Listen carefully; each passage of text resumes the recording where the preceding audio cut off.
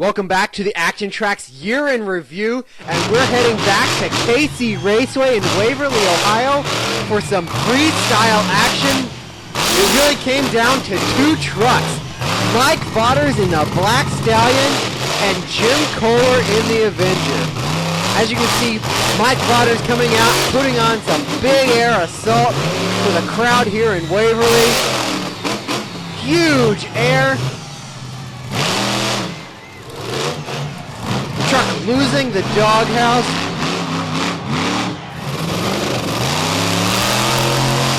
Big donuts on the straightaway for Mike Vaughters. And then that set the tone for Jim Kohler in Avenger to come out and close out the show.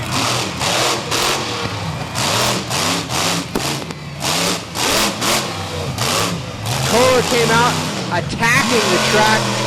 Donuts from the top of the wall all the way to the infield fence. Kohler put on a great show as well.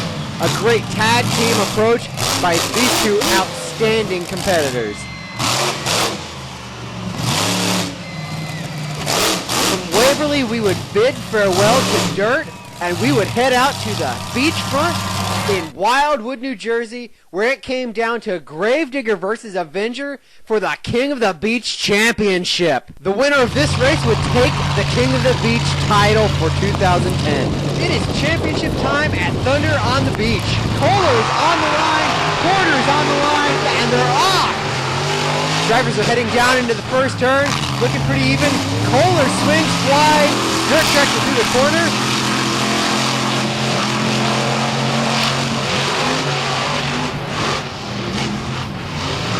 Through the rhythm section, down in the final turn, and Kohler has spun out. That's going to give Gary Porter the final win in the final race of the weekend, sending Gravedigger number 12 out in style. This allowed Gary Porter to amass enough points to become the 2010 King of the Beach champion. This wasn't all. We had some awesome freestyle action all weekend. Here you see Chris Bergeron surfing off of the tabletop jump. Joe Sylvester and Bad Habit flying across the beach, but it was the final showing for Gravedigger number 12 on Sunday afternoon, and we're gonna bring it to you. After finishing off Gravedigger number 12's career with a great Thunder on the Beach King of the Beach championship, Gary Porter wanted nothing more than to come out and put on a great showing for the final run in Gravedigger number 12. A truly historic piece that Gary has been a part of for a long, long time. Porter came out and hit everything on the track. It was a dreary day, but that didn't dampen Gary Porter's spirits. He wanted to send this old girl out in style.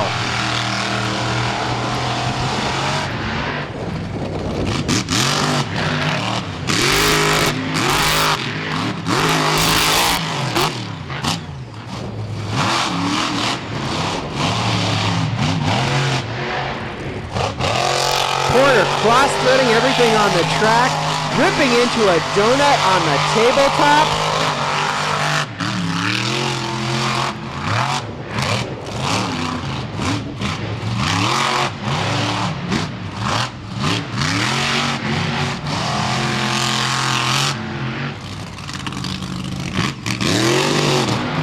We've shortened it down a little bit, but Porter was out on the track for an eternity. Nearly 5 minutes that Porter was out driving Gravedigger number 12 into its grave. There you saw Gravedigger two-wheeling. Gary tried out the surfing maneuver that Chris Bergeron had more or less patented throughout the weekend.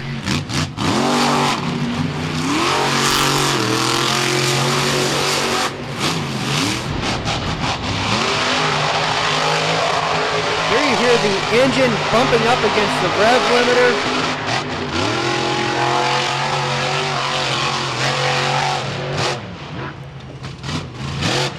Porter just hitting everything numerous times all across the racetrack.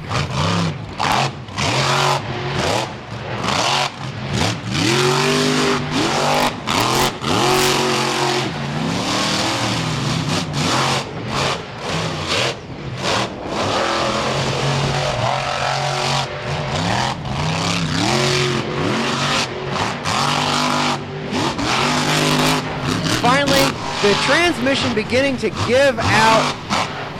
Porter trying to pull up a slap wheelie with no such luck. Blue smoke just erupting from the black and green wrecking machine.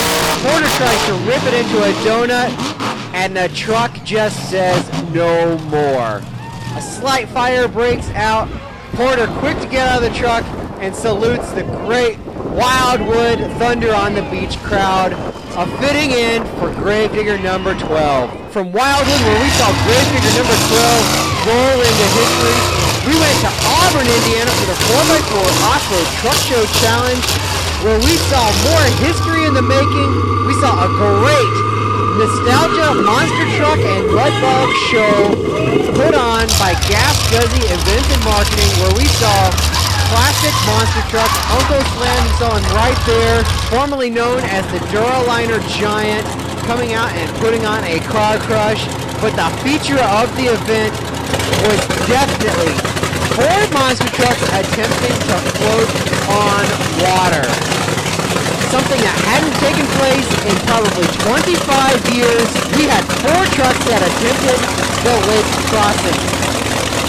There you see Alan Pizzo and Predator 1 sporting 8 66-inch tall Terra tires and the brand new Shotgun Harry International Scout 2 Traveler put together by Jeff Cook with 73-inch tall tires.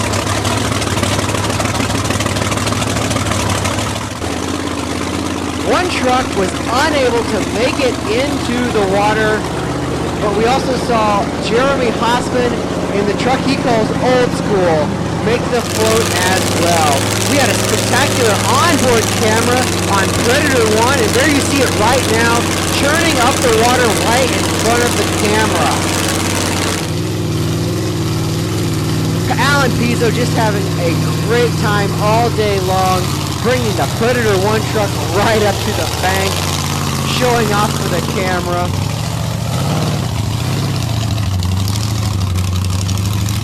Shotgun Harry working its way through the water. A 6.7 liter Cummins diesel engine with 73-inch tall tires. Didn't quite have the maneuverability or the power of Predator 1 through the water, but made it nonetheless. And then there was the Old School Chevy truck working its way through as well. A great time, nostalgia through and through. But what classic monster truck event would be complete without Old School car-crushing tanks? We saw two come out with highly varied chassis and designs. This was Rick Romanini's brand new Iron Reaper. This truck, formerly known as the Star Tracks tank, putting a devouring showing on for the monster truck fans at the Gas Guzzy event.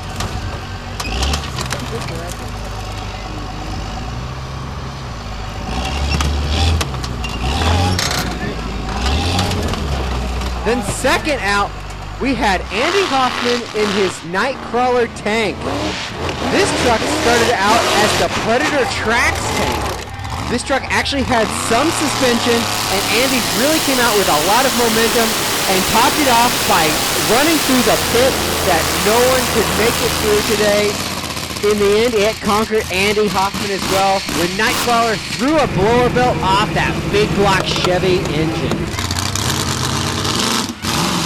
Finally, for the day, Alan Pizzo came out in Predator 1 with 8 wheels and just pounded down upon the cars before him, just mutilating everything in his path.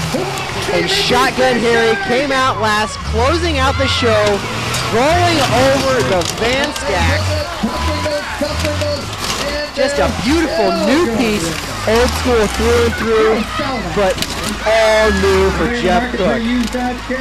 Finally, we saw the International Scout put in a reverser and bounce up over the van stack, but he slid off the side.